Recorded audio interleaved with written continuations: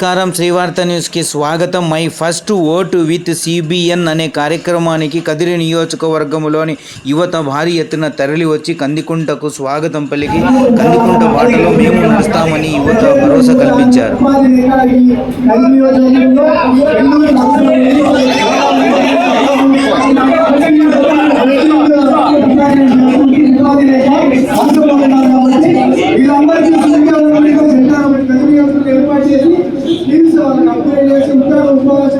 ఉపాధి కల్పించాలని కదిరి నియోజకవర్గ యువత తరపున విన్నపం తెలియజేస్తున్నాము.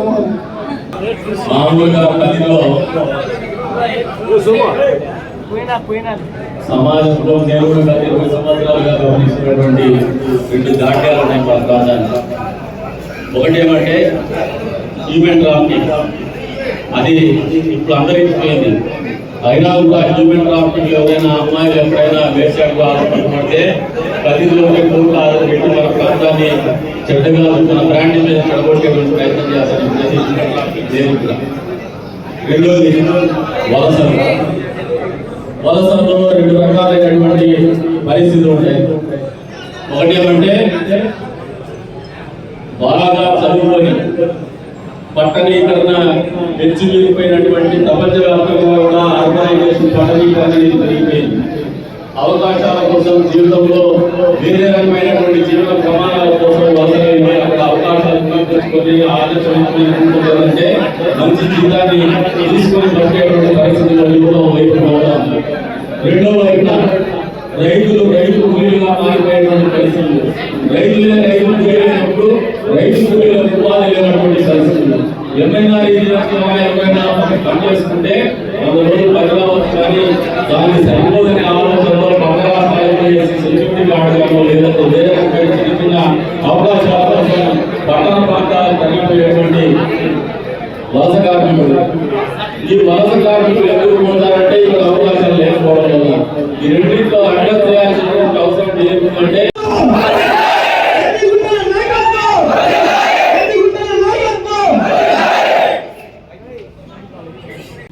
ప్రతి ఒక్కరికి నా హృదయపూర్వకంగా ధన్యవాదాలు తెలియజేస్తున్నాను. మన కదిరి డెవలప్ అయి ఉంటుంది అని మీకు తెలుసు. అప్పుడు మన కనుకుంటున్న మనకి ఎంత హెల్ప్ చేశాడో మనకు అందరికీ తెలిసిందే. ఇప్పుడు ఈ పరిపాలనలో ఎంత మాత్రం మనకి డెవలప్ అయిందో ఒకసారి మీరు చూసుకున్నట్లయితే మీకే అర్థమవుతుంది.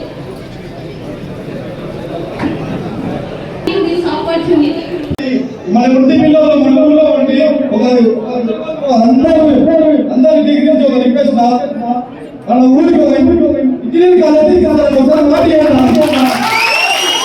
చంద్రబాబు నాయుడు గారు ఈ నియోజకవర్గ పర్యటనకు వచ్చినప్పుడు కూడా దీన్ని ప్రత్యేకించి అనౌన్స్ చేసుకోవడం జరిగింది. 100% మా ప్రభుత్వం రాబోతుంది, మన ప్రభుత్వం రాబోతుంది. మన ప్రభుత్వం వచ్చిన తర్వాత ఆ ప్రభుత్వ హయాంలోనే ఈ నియోజకవర్గంలో ఒక ప్రభుత్వ ఇంజనీరింగ్ కళాశాల అనేది ఖచ్చితంగా మండలానికి కూడా ఒక డిగ్రీ కాలేజీ కూడా తీసుకొస్తామని చెప్పేసి ఆలోచించి మీరు మొదటి ఓటు మనమందరూ ఈ రాష్ట్ర అభివృద్ధికి, మా భవిష్యత్తుకి, నియోజక భవిష్యత్తు కోసం ఆలోచించి మనమందరూ ఓటు తెలుగుదేశం పార్టీకి వేయాలని చెప్పి ప్రజలకు తెలియజేయాల్సిన బాధ్యత మన అందరిపైన ఉంది. అదేవిధంగా ఈ రాష్ట్రం ఏ విధంగా జగన్మోహన్ రెడ్డి మోసపూర్వ హామీలతో రాష్ట్రానికి ఆర్థికంగా ఎంత దిగజారారో మనమంతా గమనిస్తున్నాం. మనమంతా కలిసికట్టుగా తెలుగుదేశం పార్టీ గెలిపిస్తున్నాం. అదేవిధంగా ఈ నియోజకవర్గంలో కందికుంట వెంకటప్రసాద్ అన్న గారికి అఖండమైన మెజార్టీతో మనమంతా గెలిపించాల్సిన బాధ్యత ఉంది.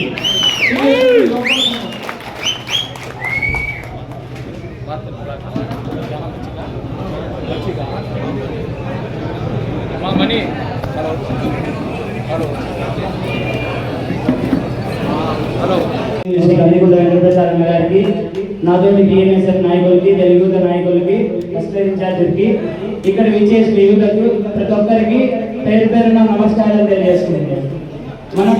నాకు తెలిసినంత వరకు నేను చెప్పాల్సినది ఏంటంటే, నాకు తెలిసినంత వరకు నాకు గుర్తు వచ్చిన తర్వాత ఇక్కడ రాజకీయంలో ఉన్న వాళ్ళు ఎవరంటే మనకి నేను ఒక మాట చెప్తాను చూడండి, 5 ఏళ్లలో వచ్చిన తర్వాత వెళ్ళిపోయే వాళ్ళు మనకు అవసరం లేదు. మన కష్టకాలంలో మనం ఎంత కష్టంలో ఉన్నా, ఏ తోడున్నా, అన్న అంటే వెంటనే పలికేవారు ఎవరంటే కనుకుంటానే. అన్న అంటే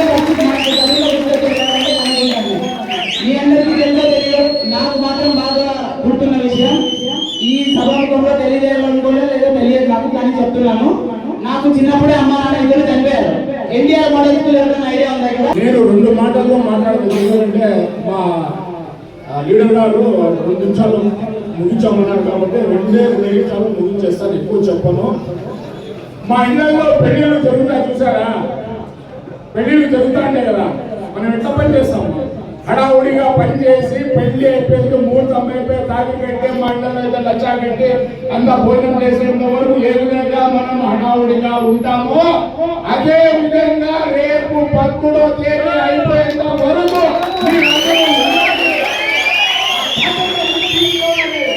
మా ఇళ్ళలో పెళ్ళి, మా ఇళ్ళలో కార్యక్రమం, మా ఇళ్ళలో మంచి జరిగే కార్యక్రమం అని చెప్పేసి ఈరోజు రేపు యువత మీద రాష్ట్ర భవిష్యత్ ఆధారపడి ఉన్నది. చంద్రబాబు నాయుడు గారి ఆలోచన అనుగుణంగా ఈ రాష్ట్ర దిశ గతిని మార్చగలిగినటువంటి యువత జీవితంలో ఓటు ప్రధాన ఆయుధంగా ఉంటున్నమాట వాస్తవం. నేటి యువత అదే నియోజకవర్గంలో మాకు తెలిసిన విషయాలు ముందు పెట్టుకున్నాం. గత 20 సంవత్సరాల కాలంలో రాజకీయాల్లో అధికారంలో ఉన్నా లేకుండా నాకు తెలిసి చాలా మంది యువతని పక్క రాష్ట్రాలు ఉపాధి నిమిత్తం రికమెండేషన్ చేసి వాళ్ళకు అవకాశాలు కల్పించినటువంటి మన ప్రీతమ నాయకుడు. అంతేకాకుండా దిగులు కలిగిన లేని వాళ్ళని కుటుంబాల్లో ఆధారం లేకుండా ప్రజలందరికీ నమస్కారం. అన్నదానికి ఏదైతే భవిష్యత్తు రేపు వ్యతిరేకి ఏనుగులు లేదు, ఏనుగులు ఒకటి వ్యతిరేకి, ఒకటి మక్కువ. 25 ఏళ్ళు వచ్చింది నా కనీసం మనకు కాపాడుకున్నారు కాబట్టి మనం అతన్ని ఓటు చేసి సహకరించి మన చేత సహాయం చేసి అతను ఓటేసి గెలిపించాలని నిర్ణయిస్తున్నాం. ఇప్పుడు నేను 10 ఏళ్ళు ప్రారంభిస్తున్నాను.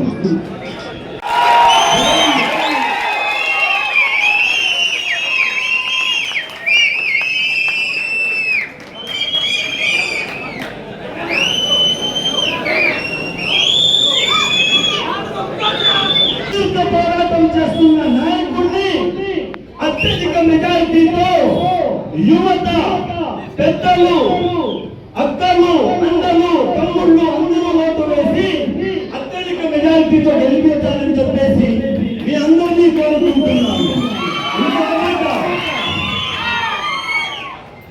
ఒక ఊరిలో ఒక మంచినీటి బావి దగ్గర 3 మాతృమూర్తులు నీరు తోడడానికి వెళ్ళారు. అందులో ఒక ఆవిడ పేరు శాంతమ్మ, 2వ ఆవిడ పేరు కాంతమ్మ, 3వ ఆవిడ పేరు నారాయణమ్మ. గుర్తు పెట్టుకోండి. ఇంతలోనే ఒకతను ఆ బావి దగ్గర ముందు నుంచి వెళ్తాడు. శాంతమ్మ అనే ఆవిడ అంటుంది, ఇతను నా కొడుకు, పెద్ద డాక్టర్, అందరూ ఇతని దగ్గరికి వెళ్తారు అని గర్వంగా చెప్పుకుంటుంది. ఆ తర్వాత ఎందుకంటే ఈ గవర్నమెంట్ కలిగిన 5 సంవత్సరాల్లో ఎలాంటి అభివృద్ధి లేదు. కావున మార్పు మనం కోరాలా, మార్పు కోరగానే వచ్చే నాయకుడి ద్వారా మనం మన అభివృద్ధిని కోరాలా. అక్కడ చంద్రబాబు నాయుడు, ఇక్కడ వెంకటేశ్వర గెలిపించుకొని మనమందరూ ఈ పైన నడిపిస్తున్నా కేవలం 4 రోజులు మాత్రమే ఉంది. ఈ 4 రోజులు కష్టపడి ఇతరులుగా ఓట్లు కలిగింది. మళ్ళీ ఈ 4 రోజుల్లో వచ్చాయా పెద్ద నోటు కష్టపడి అల్లరి గెలిపించుకుంటే భవిష్యత్తు మనకు బాగుంటుందని కోరుతున్నాం. ఆ బిందెను భుజాల మీద పెట్టుకొని తల్లి చేయి పెట్టుకొని నడుస్తూ ముందుకు వెళ్తాడు. అంతలోనే తల్లి వచ్చేసి ఆ మిగతా శాంతమ్మ, కాంతమ్మ అని ఇద్దరు ఉండాలి, వాళ్ళని అంటుంది. ఎవరు? మన నారాయణమ్మ గారు అంటారు. ఏమంటారంటే, ఇతను నా కొడుకు, ఇతన్ని బిజినెస్ చేయడం కోసం కనలేదు, ఇతన్ని డాక్టర్ హెల్త్ చేయడానికి కనలేదు, ఊరి బాగోగుల కోసం కన్నాడు. నా కొడుకు ఎప్పుడు నేను డాక్టర్ అవ్వాలా, నేను డైరెక్టర్ అవ్వాలా, నేను యాక్టర్ అవ్వాలా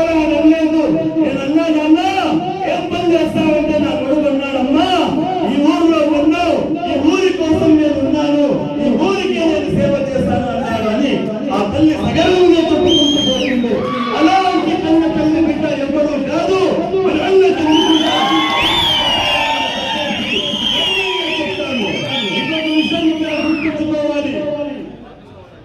ఇంకొక విషయాన్ని ఇక్కడ గుర్తుంచుకోవాలి. చాలా మంది వస్తుంటారు పోతుంటారు. అన్నా ఇది ఎన్నికల సంగ్రామం, మనకు తెలియని వాళ్ళు చాలా మంది వస్తుంటారు. చాలా మంది వచ్చేసి ఏదో ప్రజలందరికీ నమస్కారం. అన్నగారికి ఏదైతే భవిష్యత్తు రేపు వ్యతిరేకి ఏనుగులు ఏనుగులు ఒకటి వ్యతిరేకి ఒకటి మక్కువ 25 ఏళ్ళ నుంచి మన కనిపోతుంది. మన కాపలా ఉన్నారు కాబట్టి మనం అతన్ని ఓటు చేసి సహకరించి మన కాపలా సహాయం చేసి అతన్ని ఓటు వేసి గెలిపించాలని నిర్ణయిస్తున్నాం. ఇప్పుడు నేను 10 ఏళ్ళు ప్రారంభిస్తున్నాను. మనం ఉన్నటువంటి పరిస్థితుల్లో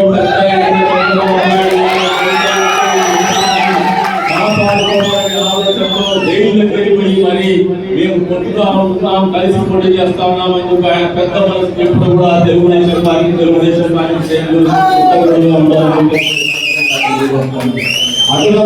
ఆ రకమైనటువంటి ఆలోచన విధానం కార్యకర్తల వల్ల చిన్న చిన్న గొడవలు పోతున్నాం. విస్తృతమైనటువంటి పరిధిలో ఆలోచన వల్ల పెద్ద ఆలోచన విస్తృత ప్రయోజనాన్ని దృష్టిలో పెట్టుకొని రాజకీయాలు చెప్పేసి యువత కోరుతాను. అంతేకాదు కూడా కొత్తగా రాజకీయాలకు రావాల్సినటువంటి అవసరం ఉంది. చదువుకున్నటువంటి యువత కూడా రాజకీయాలకు రావాలా? కాకపోతే రాజకీయాలకు వచ్చేటువంటి వాళ్ళు వీళ్ళందరూ ఒక నిర్ణయం తీసుకున్నారండి. చాలా మంది నియోజకవర్గంలో గమనిస్తున్నది ఏంటంటే వచ్చి రాగానే అవకాశం వస్తుంది, పదవి వస్తుంది, పదవితో పాటు డబ్బులు వస్తాయని ఆలోచన వస్తూ ఉన్నారు. డబ్బు కోసమైతే రాజకీయాలకు రావద్దండి. 10 మంది ప్రేమ కోసం, 10 మంది జీవితాలు బాగు చేయడం కోసం ఈ ప్రాంతంలో ఇబ్బంది వచ్చిన ఏ ఒక్క రోజైనా 1,000 రూపాయలు ఇచ్చి సహాయం చేసిన పరిస్థితి ఏ ముస్లిం నాయకుడికైనా ఉందా అనేది ప్రశ్నిస్తున్నాను. ఎవ్వరు ఏ సమయంలోనైనా కులం కానీ మతం కానీ ఇంకోటి కానీ ఏది ఆలోచించకుండా సహాయం చేయగల గుణం ఉన్న నాయకుడు మన కందికుంట వెంకటప్రసాద్ అన్న గారు. ఈసారి మనం ఖచ్చితంగా గెలవబోతున్నాం. 5 రోజులు మాత్రమే మనకు సమయం ఉంది. ఈ 5 రోజులు మనం కష్టపడి అన్నగారిని గెలిపించుకుంటే రాబోయే 5 సంవత్సరాలు అన్నగారు మనల్ని గుండెల్లో పెట్టి చూసుకుంటారన్న నమ్మకం నాకుంది. ఎందుకంటే అధికారంలో లేనప్పుడే ఇంతగా ప్రజాసేవ చేయడానికి ముందు వస్తున్న కందికుంట వెంకటప్రసాద్ అన్న గారు ఒక్కసారి అధికారం వస్తే ఎలా ఉంటుందో మీ ఊహకే వదిలేస్తున్నా. ఒక్కసారి ఆలోచించండి యువకులారా. ఉద్యోగాలు అనేది వైసీపీ ప్రభుత్వంలో ఏ ఒక్కరికి కానీ అందుబాటులో లేవు. ఉద్యోగాలు అనేది విషయమే మాట్లాడడం లేదు. ముస్లింల పథకాల గురించి ఒక విషయం మాట్లాడడం లేదు. ఓన్లీ ముస్లింల పక్షపాతిని మాత్రం చెప్పుకుంటాడు. ముస్లింలకు ఏ ఒక్క పథకం కూడా పోలేదు. ప్రధాన పథకం అనేది ఒకటి పెట్టాడు. ఆ ఒక్క పథకానికి 100 లింకులు పెట్టాడు. ఒకటి 10వ తరగతి చదువు ఉండాలి అంటాడు. ఇంకోటి ఇల్లు పెద్దగా ఉండకూడదు అంటాడు. ఇంకోటి ట్యాక్సులు తక్కువ ఉండాలంటాడు. కరెంటు బిల్లు 200 యూనిట్లు రాకూడదు అంటాడు.